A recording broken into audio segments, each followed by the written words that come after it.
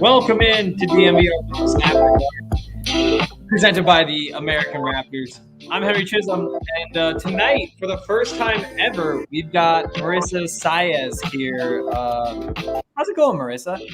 It is going good. It is late, but I'm excited to be on here. It is so late. So for those of you who don't know, which you should, Marissa is our new social media director at DNVR. Wow, can't remember the place that was.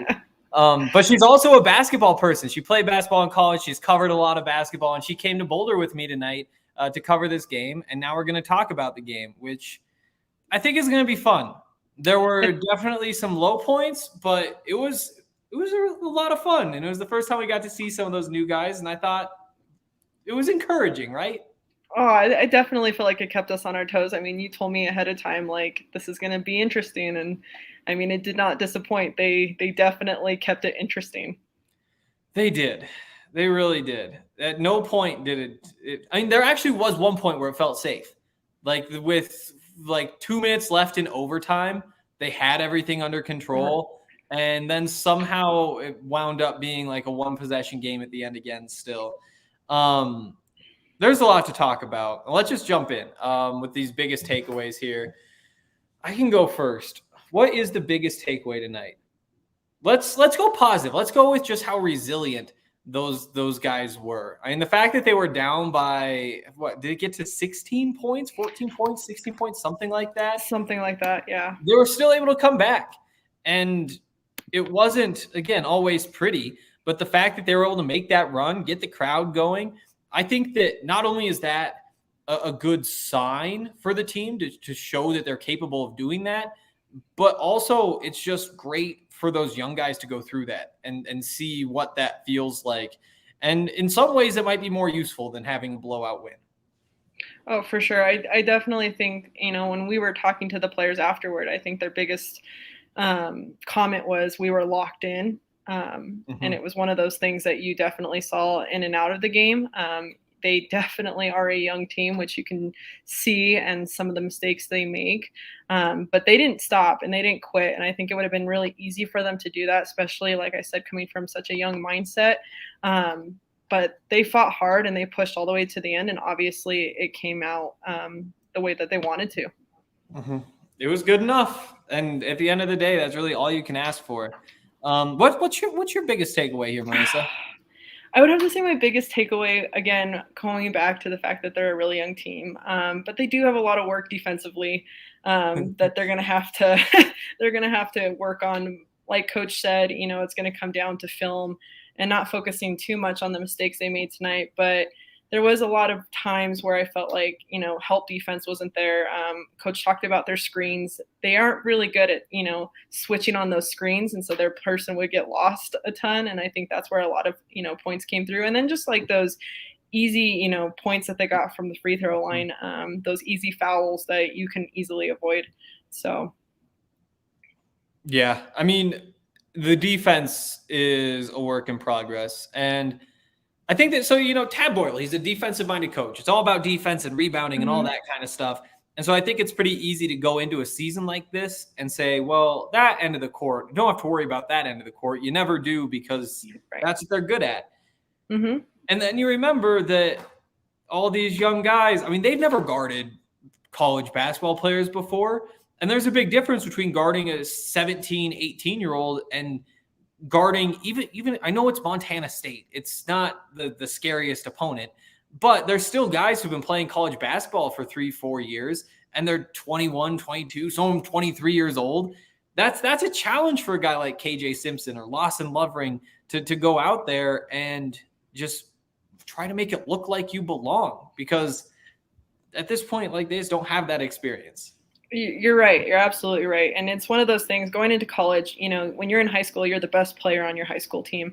Going into college, everybody was the best high school player on their team. And you're competing at a level where they all know what they're doing. The speed is, it's gotten faster. The game itself has gotten faster. Players are quicker. And so, yeah, it's kind of a rude awakening. And so for a young team, you have to learn quickly because you have a lot of season left. But this was a great start. I mean, playing, Montana State, this was a great way to get an idea, where they are, what they need to do, and where to go from there. Absolutely. Real quick, I'll remind anybody who's watching on like Twitter, Facebook, whatever, move over to YouTube. It's much better. There's less lag, all that kind of stuff. You can add comments that we can see. You can have questions in there that we will answer later on. Just throw them in there. This won't be the longest show because, in case you guys haven't noticed, it's the middle of the night. But we'll be here for a while, and we'll be hanging out and answering questions. So make sure you get over there. Make sure you give us a like. Make sure you subscribe so you know that when we do this again. We will try not to disappoint you. But yeah, I mean, defensively, I am concerned. I think that at the same time, there were a lot of great shots that Montana State made. And it's an issue that they got so many open threes. I think Tad said that they gave up at least 15 points just off of messing up switching ball screens. And a lot of those came from the 3-point line. But to Montana State's credit, they did knock them down. I mean, there was the one at the end of the game. It should have been the reason that Colorado couldn't push it to overtime. Right. But just late in the shot clock, a guy has to throw up a shot, and he makes like a 30-footer, maybe even longer than that. And if they're going to do that, they're going to do that. And so while I don't want to give excuses for what the defense did tonight, it was a pretty solid performance from Montana State, and that shouldn't be discredited. Right. I mean, like, going back to, Montana State, Xavier Bishop, I believe it was, number 1, the point guard. I mean, he threw a shot up from, almost half court. I mean, it was the range that he had was phenomenal. I mean, you can't guard something like that, or you don't expect to guard something like that, especially in this, this level. But I mean, they were dropping stuff left and right towards the end of the game. And so the fact that, CU was able to come back from that and figure out how to kind of offensively, start scoring, you got to give it to them. Again, defensively, it will come. It's just they're a really young team. They need some work. They need to learn how to communicate. And switching on screens is hard. I mean, hedging over screens, anything that has to do with a screen, especially defensively, and coming from, being a freshman, sophomore, that age, like, it's a lot. And like you said, these guys are fast. And so trying to, figure that out, it's just, again, it's just going to have to, progress through the season. There's just so many little things. And just with the screens alone, I remember one play where, the Montana State sets a screen, Eli Parquet is guarding the ball handler, and Lawson Lovering's got the guy who's setting the pick, and Eli has him locked up. Eli is a preseason all Pac-12 defender. He's going to be one of the best defensive guards in this conference this season. And Lawson tries to help him out just a little bit too much. And then all of a sudden you have Eli still clamping down the guard. You have Lawson kind of in the middle of nowhere because he thinks he needs to help. And then somebody winds up wide open on what looked like a great defensive performance. And just there's so many little pieces from trusting Eli Parquet to be able to guard whoever he's guarding to just understanding where everybody is on the floor. And it has to be so frustrating for them too, to be turning around with 5 seconds on the shot clock, thinking that you've done great. And all of a sudden there's just somebody wide open, but it's a problem. And I'll say biggest takeaway, I think the rebounding's a problem. And you look at the numbers and it says Colorado won, whether you look at like the totals, the offensive boards, whatever. But it seemed like, especially down the stretch, there were so many times where Montana State was able to get the ball back and get another chance to score. And they didn't always convert. But when you're playing these games that are so close down to the wire, you can't be giving up those extra possessions. And love Evan Battey. And there's a lot of things he does really well. And honestly, rebounding is one of them. But he's just not the kind of guy who's able to get up really high and go get a board. Like he's able to box out, and the ball's going to come to him sometimes. And he'll clear out space for guys like Jabari Walker and Tristan Da Silva. Eventually, those guys need to go get those boards, though, because he's not a jumper. He's not who he is. Well, and I think even Coach said it in the press conference, like his belief is it's a team effort. And for this team, everybody's got to box out. That even includes the wings, you know, and the point guard. Like everybody's got to make an effort. And it seemed like it was just not consistent enough. And I think you and I were even talking like some point in the game where we were like, they're doing really great, but the score doesn't reflect that. Like there's something that just doesn't seem right. And we sat there for a while, and I think it came down to free throws and the second chance shots. And it's just like, you know, they need to find a way where, one, they're not making a stupid foul where they're making that mistake of reaching in when they don't need to, but also finding a body and boxing out. And like you said, they couldn't get that down. And that was something that, I mean, could have changed the game easily. Like it could have been the other way around tonight. They just got lucky. For sure.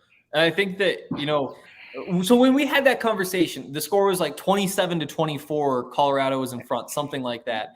They have a 3-point lead, and you just look through and say, okay, well, they're shooting 50% from three. So right. That's not an issue. They have more turnovers, but there's not a significant discrepancy.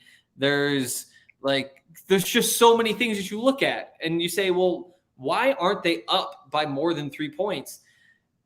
And it just feels like there's still something that's missing. At that point, it was free throws. And after that, Colorado, I mean, did they shoot like 37 free throws tonight? I think it was like 37-14. Yeah. That's in front of me right now. But I'm trying to look here. Yeah, I think you're correct. It's weird. And it's just a young team. You know, we talk about KJ Simpson. You know, he did so many things that just looked great. It seemed like whenever he wanted to get by the guard in front of him, he could do it. But sure. Then you get by him and get into the paint, the entire defense would collapse, and it'd be 1-on-4, and he'd try to get a shot up, and it wouldn't get anywhere close because, of course, it doesn't. You're a small guy, and there's 4 really big guys around you. And it's just the next step of kicking it out and getting the ball to a shooter, because obviously at least somebody's open. But that's something we saw Jabari Walker do at the end there. To get the ball to Eli, who makes the 3 that sends the game to overtime. I don't know. I feel like you look at Jabari in particular and say, like, it felt like there was growth from him even from the beginning of the game to the end of the game. Right. Just a really weird game, honestly, which is kind of what you expect, just like a roller coaster with this team this year. Yeah, well, and I like you said, I think for all the players, it was progressively growing throughout this game, like learning. And again, you saying trust, it's trusting your teammates, knowing that like if the defense does collapse, then you have, you know, 4 other people spread out that you can hit at any point in time, or one more shot, you know, one more pass instead of just going up for that shot and trying to force that shot. But, you know, talking about just the movement, I mean, I think towards the end of the game, there was a full court press that they were going against, and they did a great job, you know, breaking that and getting down the court and finding each other. But I think they took too long to figure it out.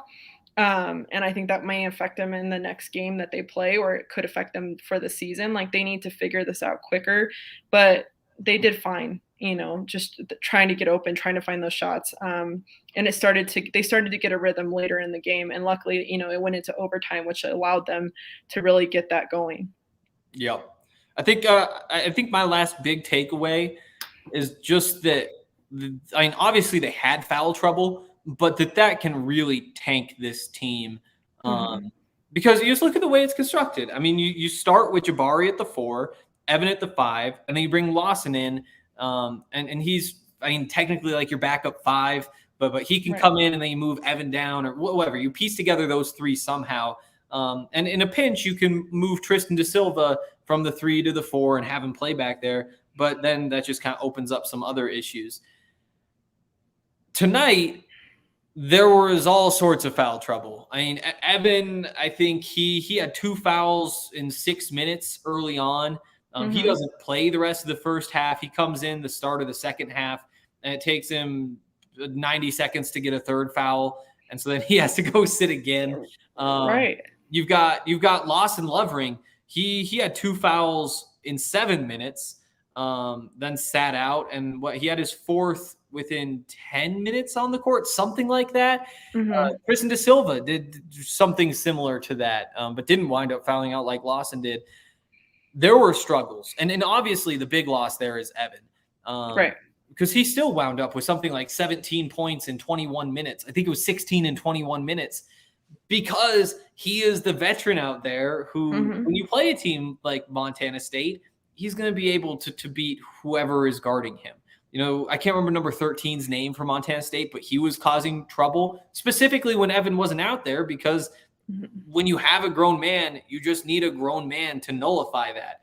And right now, Lawson Lovering or Tristan Da Silva, Jabari, whatever, they can't stop somebody who is just that big and that strong and that refined.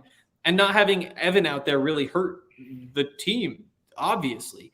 And that's what's going to continue to happen if he's not out there. And I think that that's something that makes a lot of sense when you think about it, but it's not something that really crossed my mind coming into this season. Is, you know, we talk a lot about Jabari Walker and foul trouble, how important it is that he is able to avoid that this season. Evan, it's even more important because he is your defensive anchor, and everything does kind of revolve around him on that end. And in games like this, he's your big scoring punch too, it turns out. Yeah. Well, and I think like you talk about, we talk about leaders on the team. Obviously, Evan's a leader, and he kind of sets everybody or creates that rhythm for people. When he leaves, that means someone needs to step up.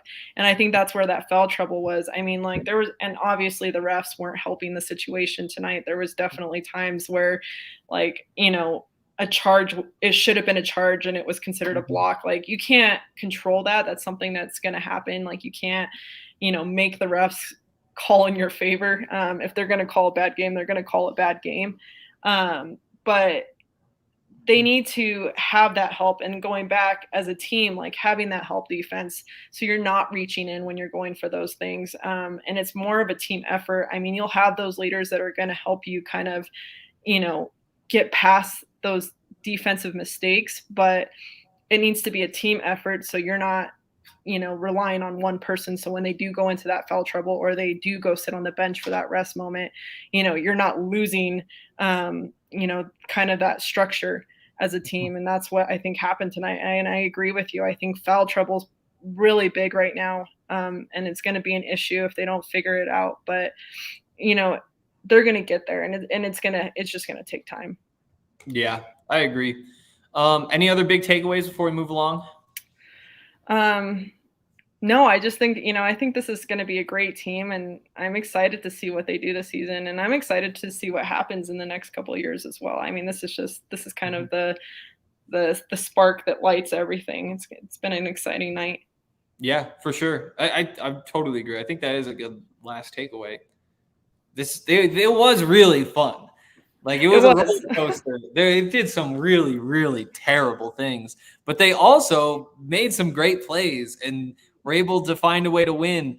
And the talent was just so obvious. Like you look at Lawson Lovering down there, and it's just like, okay, why don't you take that shot when you're on balance? Like you have 5 inches on the guy in front of you. Yes, you made like a nice little move. Why is this an awkward fadeaway, whatever? It could, you just reach over the guy. Just reach over the guy. Just be tall. And with KJ, it's like, just make the pass at the end and you got somebody wide open. And there's so many of those little things that once they just start clicking, this team will be really good. And who knows, there's a chance that doesn't happen until next year, but there's a chance that they get it figured out in the next couple weeks and give Tennessee and Kansas and whoever else a run. And that would be a lot of fun. Well, and I also think it's cool before we, you know, switch up, you know, to something else, but I think just the atmosphere, like the crowd cheering, like you could see these players not even able to contain like the excitement, just from hearing people just get loud and excited. And that was the cool part, was seeing, like, because we came off of COVID, which, you know, like there were no fans. It's silent. Like I was in gyms where they had fake crowd noise, and it's not even in comparison to having, you know, a ton of people just screaming and getting hyped, and it kind of gets you going. And so seeing these guys actually experience that, especially the new, you know, the young ones, like it was just really cool. And I can't wait to see as it progresses how they react and how it helps motivate them, which it did tonight, but how it truly gets them going as the season plays on. Absolutely. And I mean, the young guys, it's a lot of fun, but even Evan, like when he's just going out there, and like obviously like from the first time he's on the court, Like they announce his name and he runs out there. The gym just goes insane.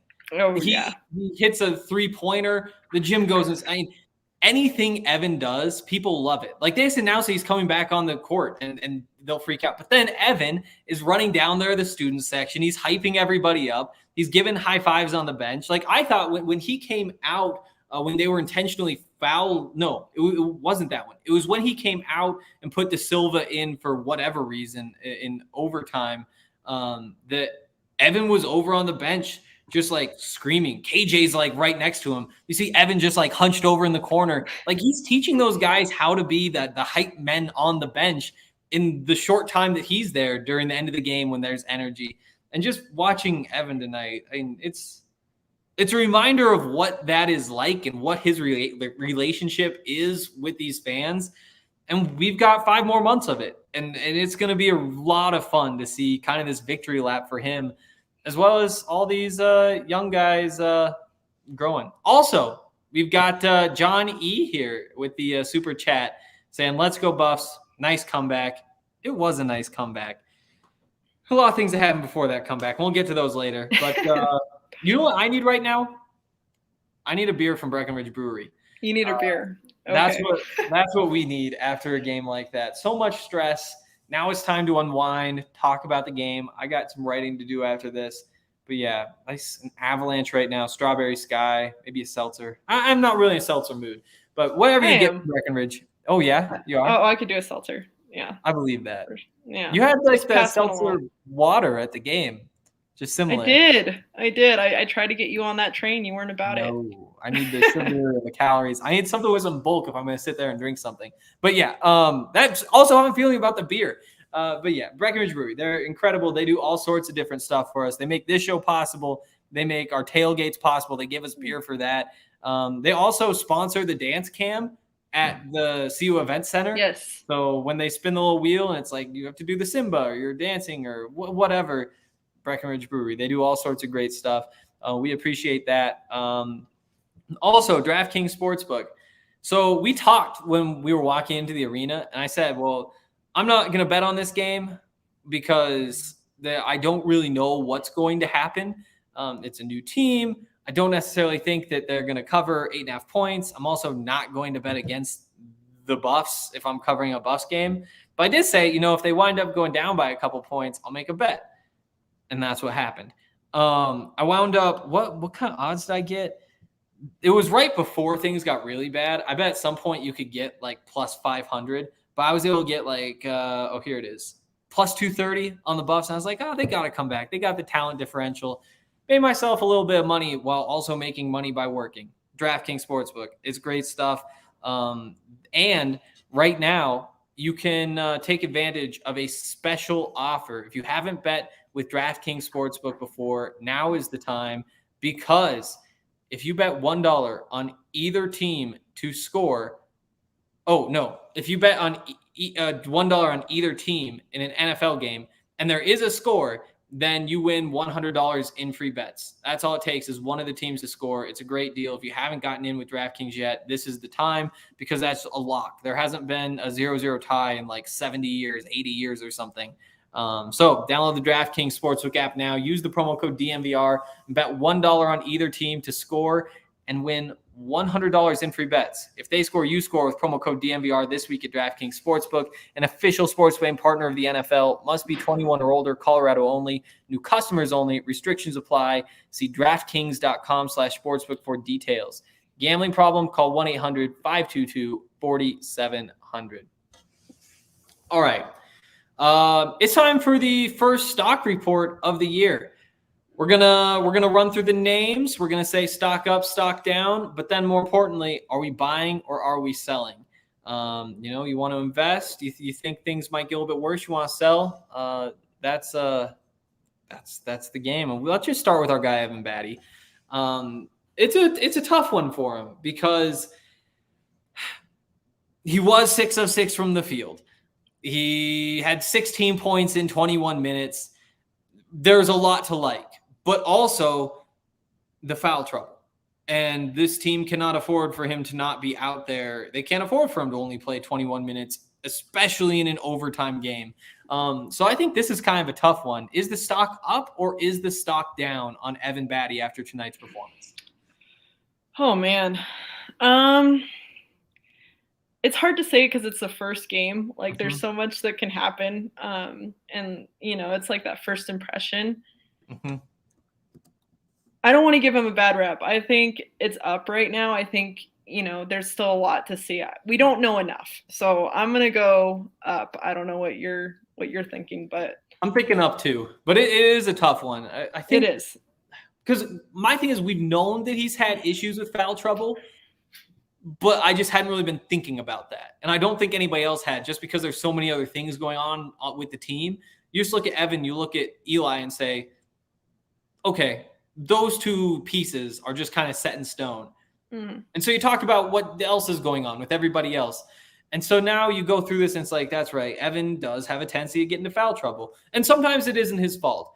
Today there's a lot of things that were his fault. I think a lot of those fouls were the right call. But there was one, there was a charge that I don't necessarily, or was that him? I think that was him. It could have been a charge.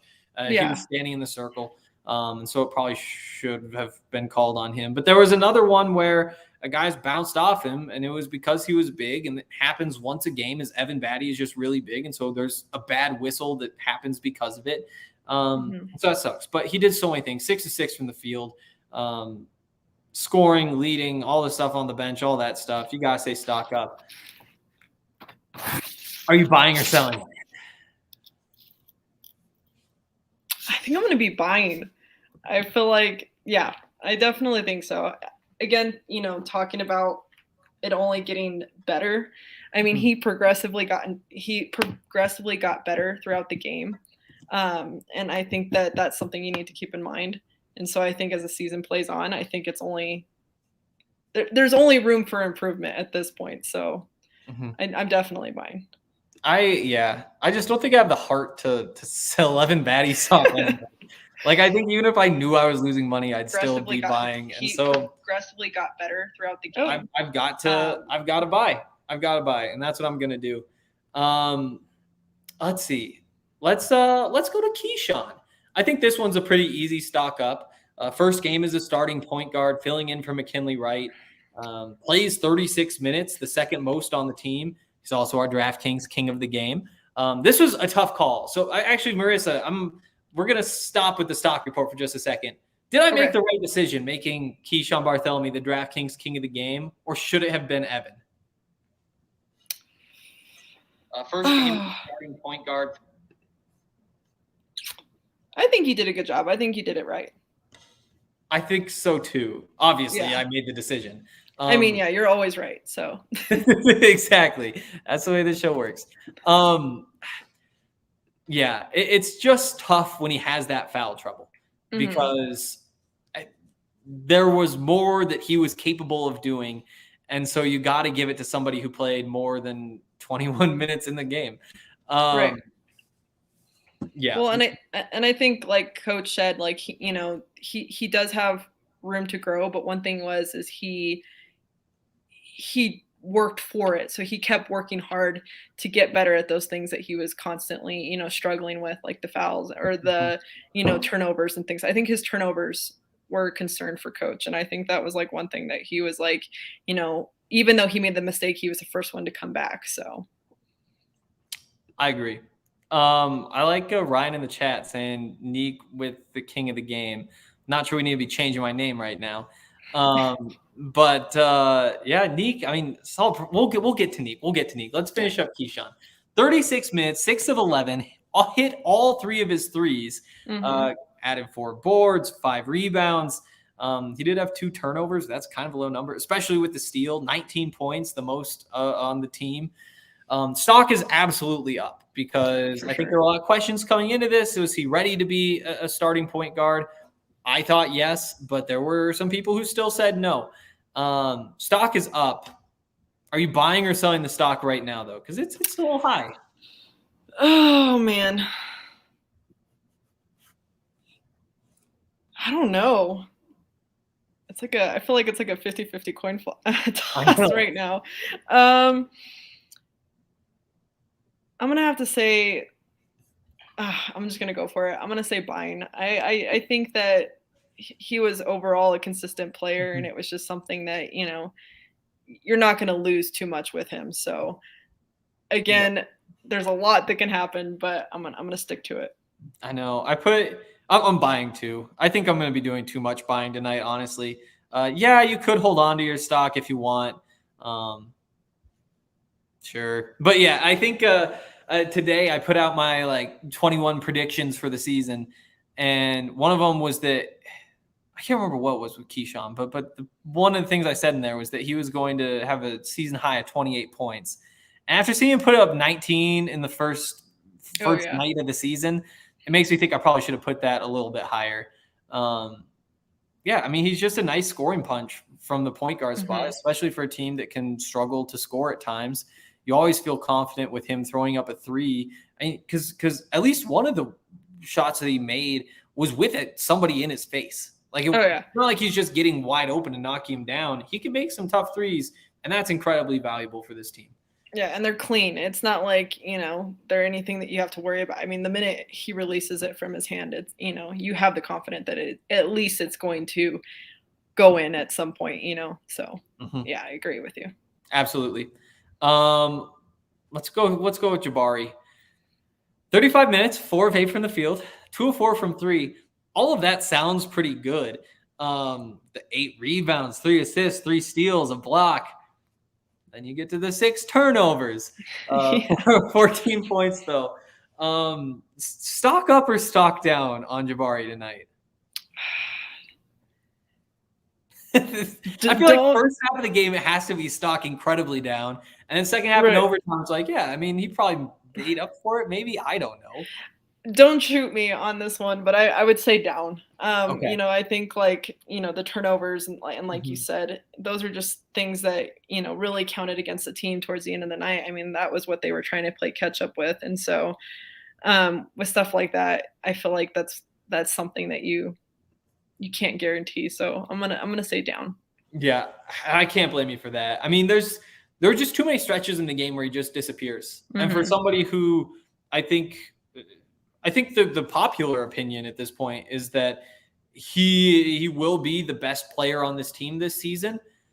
You just can't have somebody who disappears. And he's right. We talked about the defensive mistakes. He was one of the guys who was susceptible to making mistakes on that end of the court as well. 6 turnovers, and that speaks for itself. There were travels. There were all sorts of different kinds of turnovers for Jabari. There's just no consistency, and I think that's something of concern at the moment. So a great pass though at the end to set up the 3-point. There were things like that you look at that are really exciting. You buying or selling? I think I'm buying. I think I am going to buy. There's, again, like I said, it's too early for us to determine anything, but I think that there is room for improvement and that he will get a rhythm, and that's something that you can see in the future. So, buying. What about you? I'll buy too. I think that we'll see some games like this though. I'm not sure that. I mean, to this point in his career, he's been an inconsistent player. Right. And expecting him to change that is, it's easier to bet on the status quo than to not. I do think though that at some point in the season, there's going to be a stretch of games where he's putting up 20 a game and you're saying, well, where has this been all year?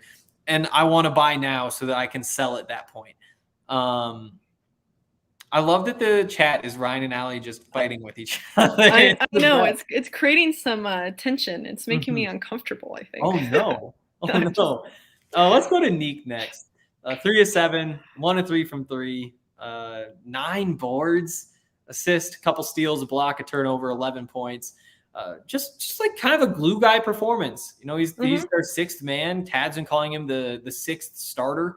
And I think we saw that. He can go out there, he can get boards, he can push the ball up the court on the break. He can score some points too. I think the stock has to be up tonight. Especially, I mean, he was out there closing the game. Right. He played that whole overtime. He played the end of that 4th quarter. And that's a guy who didn't play all that much at all last year as a freshman. So stock is absolutely up.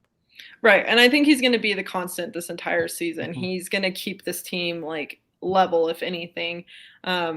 He ended up, creating more towards the end of the game, but the rebounds and the way that he played tonight, he's consistent, and that's something that you need. So he's definitely up, and I think throughout the rest of the season, he's going to continue to create that for the team, that consistency.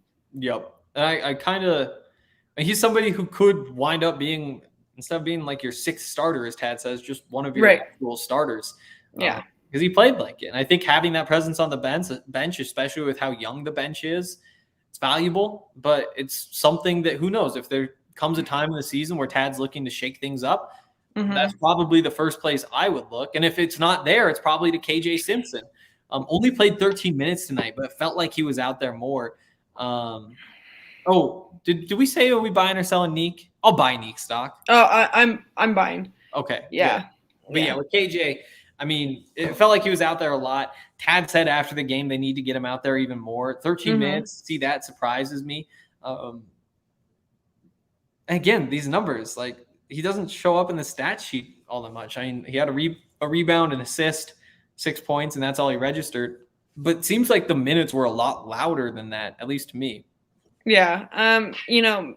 As of now, we haven't seen enough, but I think that, as like Coach said, I think we need to see more for us to consider what type of player he's going to be. But he definitely did enough. I think nothing that you sit there and you're like, oh, I don't know about this guy. We'll see what happens. So. Yep. Also, before the game, he dropped that the jump rope, and it kind of hit my foot. And there's like a mark on my shoe. Did he? And I didn't put it together until after. But it's not from that. But I realize now that he thought that the jump rope handle had put that mark there. And so I was like, what? He got so panicked. He like came over to your foot and was like, oh no. I was confused. Exactly. I feel like I need to let him know that everything's okay. But yeah, KJ, just a big ball of energy. And I'm excited to see where he goes. I'm buying the stock, absolutely. I love it. Oh, for sure. I mean, he's the energy. I was watching him earlier, like he was the one dancing, he was the one getting hyped, and even off the, off the bench, you could just see him like trying to get that team, because I think the bench plays a big part in how a team reacts throughout the game. If you don't have an energized bench, you don't have an energized team. I think they play a really important role, and I don't think people realize that.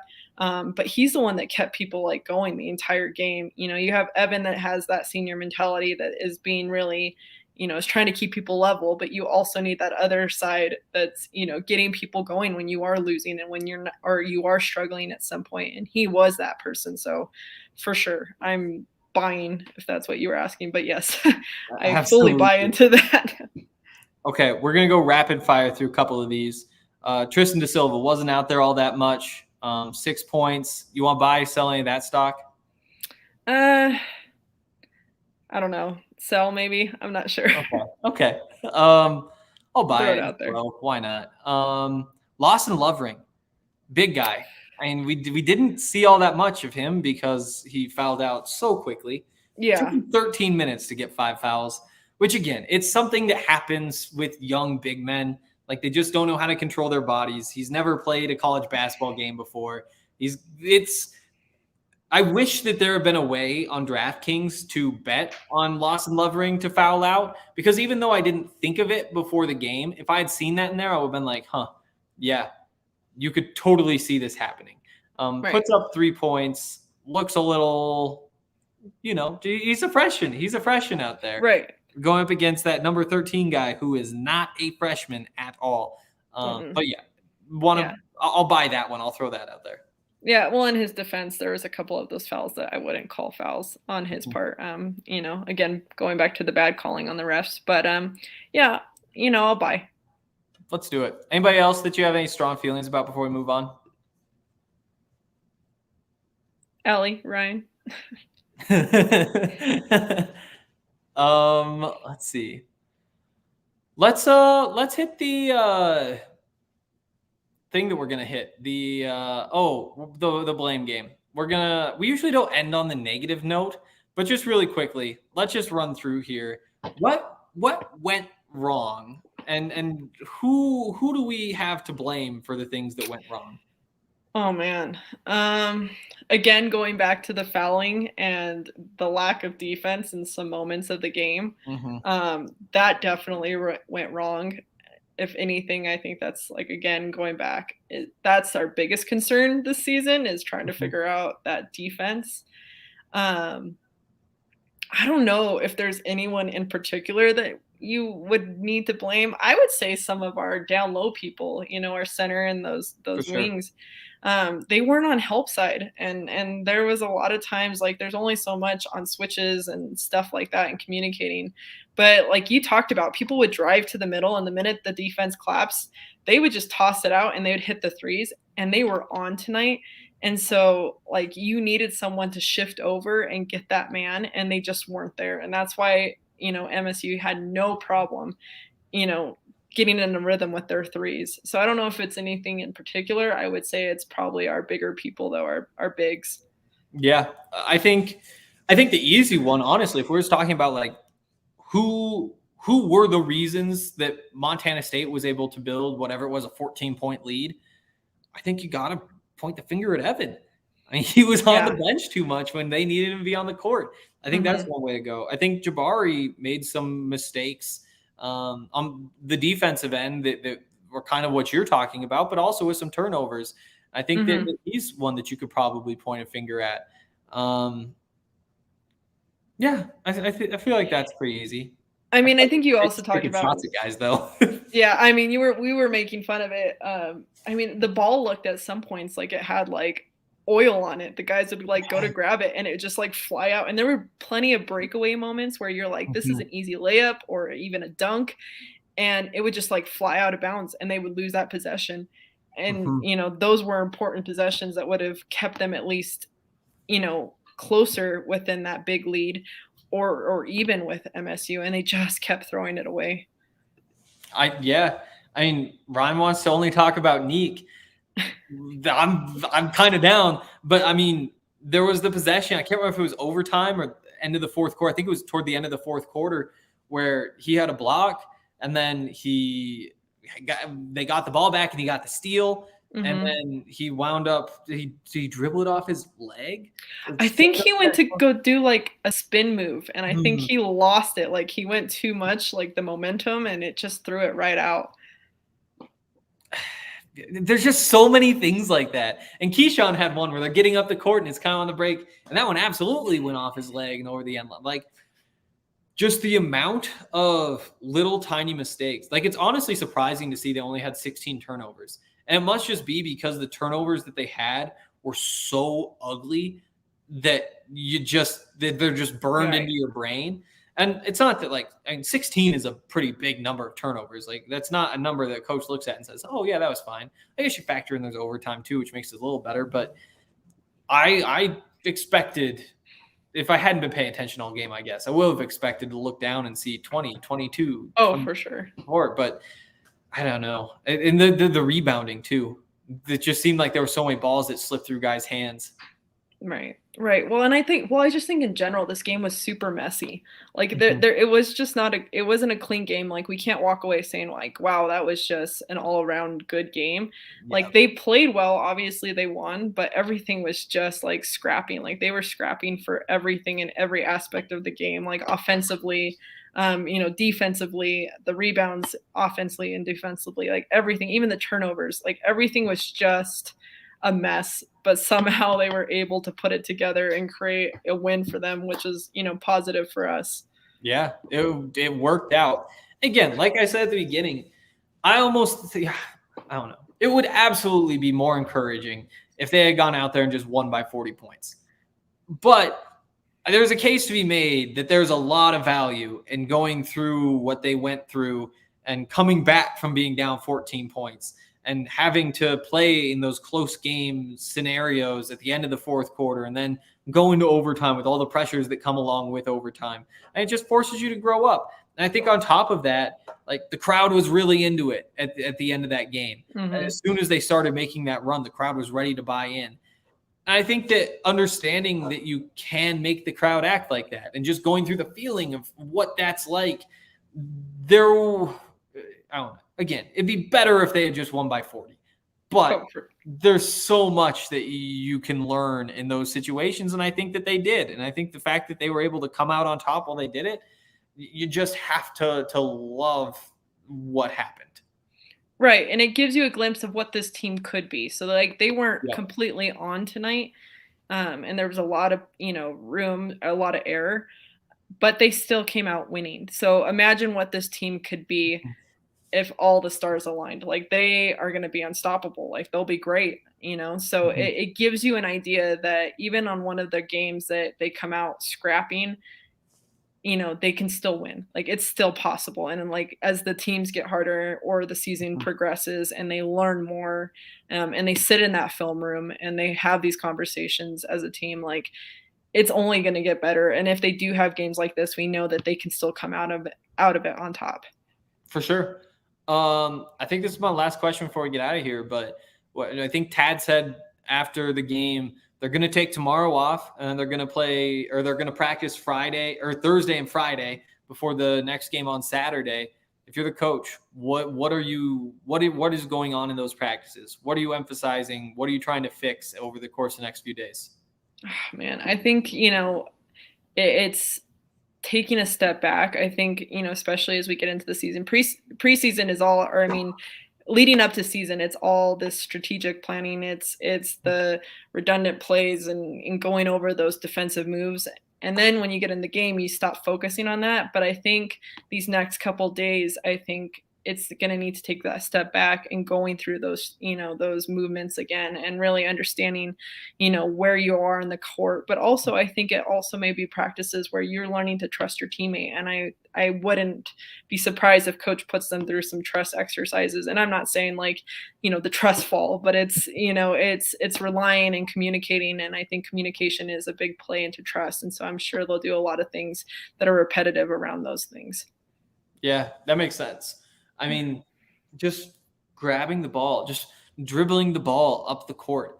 Right. Like, there's so many times where I don't know what causes that. It just seems like they're getting distracted. Like, they're looking around and then all of a sudden they don't know where the ball is. Just again, like you said, take a step back, just slow things down a little bit. And when a player loses a ball, it's right. Well, when a player loses a ball, it usually means that they're already on to that next movement. Like, they're already one step ahead. And so their brain is already moving towards like, okay, I need to make this move. And their body has not followed that. And so that's where those mistakes come in.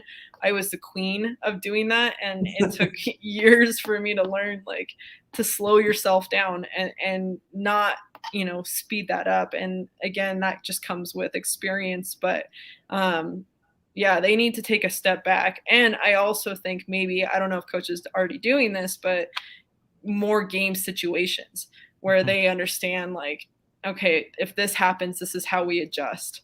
Because who knows, like I said, they could be just sitting there doing all these fundamental exercises or these, things that they're doing, and they're not really getting that game experience that they need. I've seen quite a few of these practices. And there have been a lot of games situations. Good. And a lot of them end with a coach screaming. It's just like, what are you thinking? Like, you're turning the ball, or like there'll be something where it's like, oh, there's 3 minutes left in the game. Let's see what happens. And they'll combine for like 2 points. He was like, no, this didn't go well. Well, and it's always frustrating when coaches do that, because you're like, 3 minutes is a lot of stress. Like, you need almost like those open scrimmages. And it's kind of like one of those things where like coaches are not really into it because you can hurt yourself, or players, roll an ankle before a game and something. But maybe it's just something they learn, through each game that they play. But I do think that a big focus, and I think coach even said it over and over in the press conference today, they need to take a step back and kind of just relax for a second and then really focus on these fundamental things that they're missing. Basketball is a really long game. It is. That part that was really exciting at the end, it took a long time to get there. And I think that it's good for them to see, like, okay, those are those moments where you really need to whatever. But the rest of the game, you're just out there playing basketball. Like, just don't screw up. Like, just relax and go play. And then when whatever happens, and you need to be trying to find a way to get a 3-pointer because there's 20 seconds left or whatever the scenario was, that's when you go through and do that stuff. But yeah, there is something to be said for just going out there and playing basketball in practice because that's all you're going to do. It's after 1 a.m. It's probably time to be done with this. It was probably time to be done with this a while ago, honestly. But thanks, Marissa, for jumping on. I'm sure we'll be doing this quite a bit throughout the season. Shout out to producer Kale behind the scenes. And we'll see you guys on the, first of all, DNVR Buffs podcast tomorrow. But then there's Kale making some hand moves. But then we'll have a post-game show for the Buffs football game on Saturday. We'll see you guys then. Good night.